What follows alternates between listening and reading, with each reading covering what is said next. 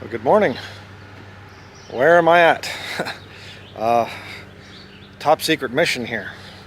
I'm actually in New Hampshire. Behind me is the motel that we stayed at here. It's called the Henniker, and we're in Henniker, New Hampshire.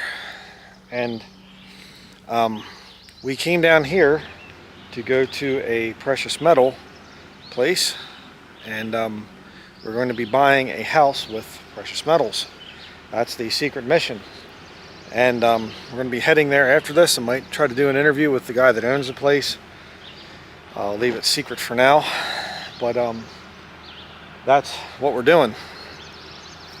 And as a Bible-believing Christian, what I want to get through to people is that you can live according to the scriptures. The scriptures are not outdated or nobody lives that way anymore or whatever else. No, you can actually live according to the scriptures, not just, you can get some ideas from the scriptures, but you don't really follow it completely. No, you can follow it completely. It's still good today, in other words. So I have to put my money where my mouth is, so to speak. And if I believe that the debt system is wrong and mortgages are wrong and whatever, not in terms that it will send you to hell or anything, not like that, but in practice, it's not a good thing to have debt. You can still go to heaven if you do, don't worry about it. But what I'm saying is, the scriptures teach that the borrower is servant to the lender. You're not to owe, the Bible says in Romans chapter 13, owe no man anything. So I believe in that to be taken literally. And that's why I want to live that way. And I want to prove that you can live that way. So for many years we've been saving up precious metals. And now it's to the point where we did make an offer on a house, and the whole story there, that the seller's agent doesn't want to accept the fact that I have precious metals because it's not real money.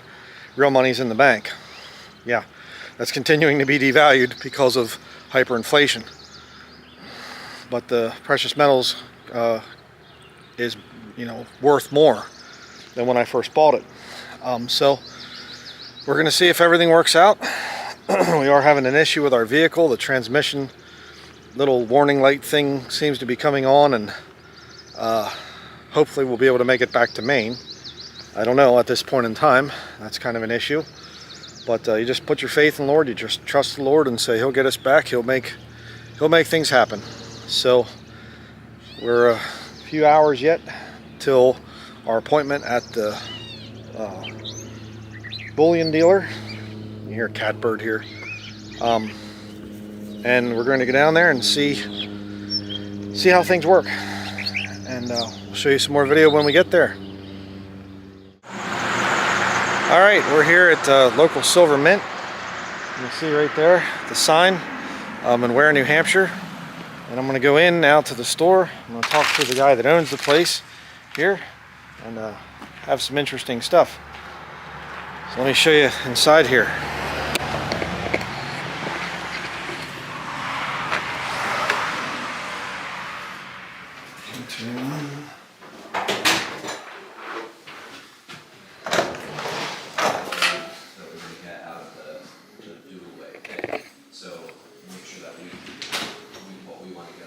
Just kind of show you around the store here a little bit. Visit our channel, like and subscribe, and all that kind of stuff. And we put out videos like this, silver content. A lot of really neat things in here. But also like Nothing beats seeing precious metals in person. You can look online and everything, but you really want to try to find a local silver or precious metal guy and talk to them in person. So let's see.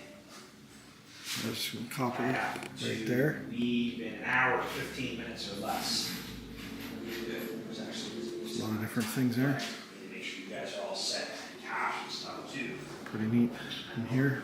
A lot of things for sale. We should probably Precious metals wise. that stuff into here as well, so that it's just. I'll talk to the owner here in just a minute. Okay, I'm here with Silver Dave. Yes. If you're familiar with local Silver Mint on YouTube, and back there, on the back table, back in there is the metals that I just sold to him, and got the right amount. So Lord willing, everything will go through with the house and we'll be able to get it. Paid for in precious metals. Yes, it's real money. But- Even if the banks don't think so, the real estate people, they're like, oh, this isn't real money. These paper tickets, these are real money. Well, even worse than that, though, it had to be in the bank. So it's just a number, paper number. Good point. Or, In the digital bank, number. it's like really almost nothing. Yeah, yeah. But of course, it's safe once it gets in the bank. They never do anything in there. Yeah. Yeah. So, but the thing that's neat about what you do, one of the reasons I like your channel and I like to watch your videos, is Dave understands more of the, dare I say the word, conspiratorial angle to money, and the Federal Reserve. And if you don't understand it, I've been encouraging my viewers to study that. But people get into this thing of it's just helpless. We can't do anything about it. Not true. Because these guys, they actually make their own little 1/10 ounce rounds and bars. And the reason for that is, what would you say the reason? The reason is so that people can still buy things regardless of the condition of the financial system or internet access. You still want to be able to buy something even if the financial system or the internet is down or electricity is down, and with little pieces of silver you can hand it to a guy or a gal and trade for basic essentials like a dozen eggs or a basket of vegetables. You don't need digital permission to do it. You don't need an app or cell phone service. And so I think that it's immensely important, and coming soon with the central bank digital currency. I often refer to it as the central bank digital slave currency.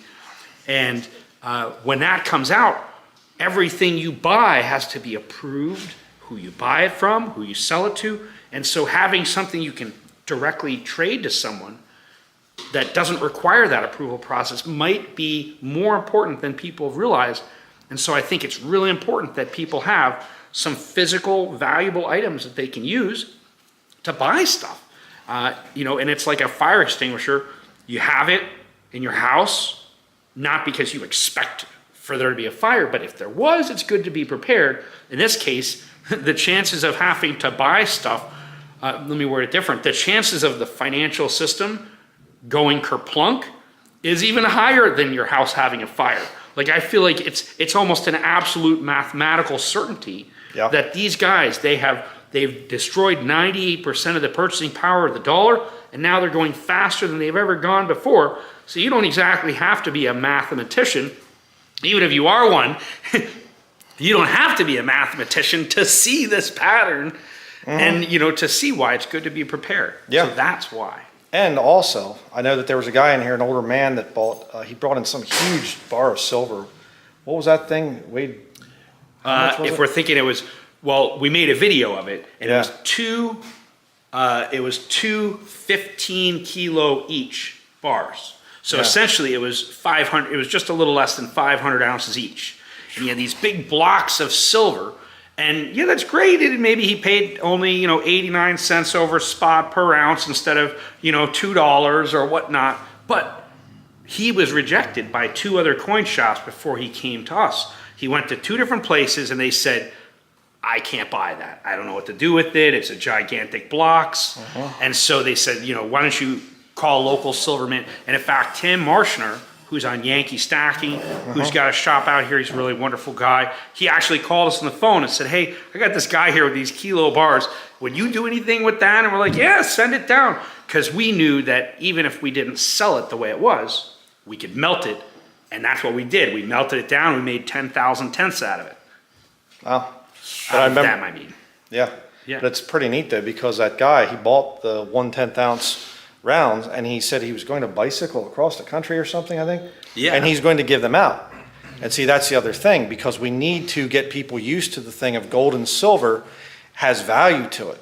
We've been so brainwashed, dare I say, in this country that we think, our priorities are so messed up. Oh, paper is wealth. And now it's just digital stuff is wealth. No, but you can't be going around giving 1 ounce coins out, obviously, but a 1/10 ounce little round, it's doable.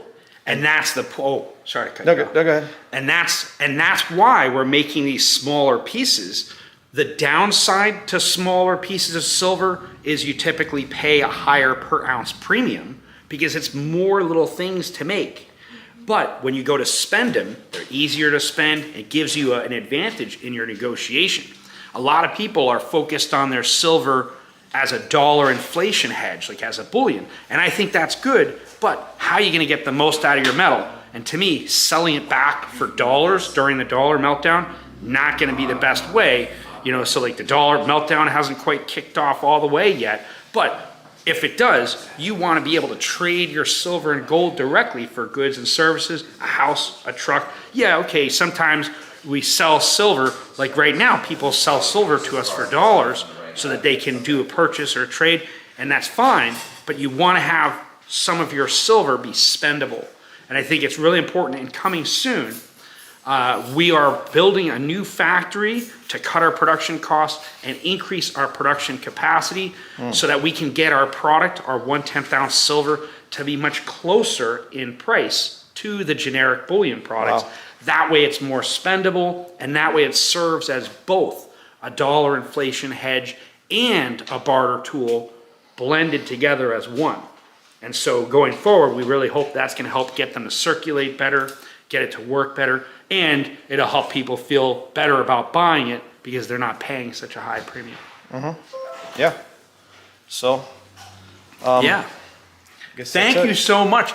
Yeah. By the way, it's been a great pleasure to serve you here today, to meet your family, and to see some of your collection, amazing items. And just in general, I just feel the energy of just standing here with you. I feel like there's a great special energy here, and I really appreciate that. And I'm really happy that you chose us today to do this deal. I really appreciate that. Yeah. Well, they've been great to deal with, and I highly recommend them. You know, like I've said before, it's one thing to deal online with people, you know, and things, whatever, but it's nicer to have in-person contact. You actually get to meet the guy, talk to him. He sat me down and showed me how everything all worked out. We went through it, counted everything. It's best to deal with people in person.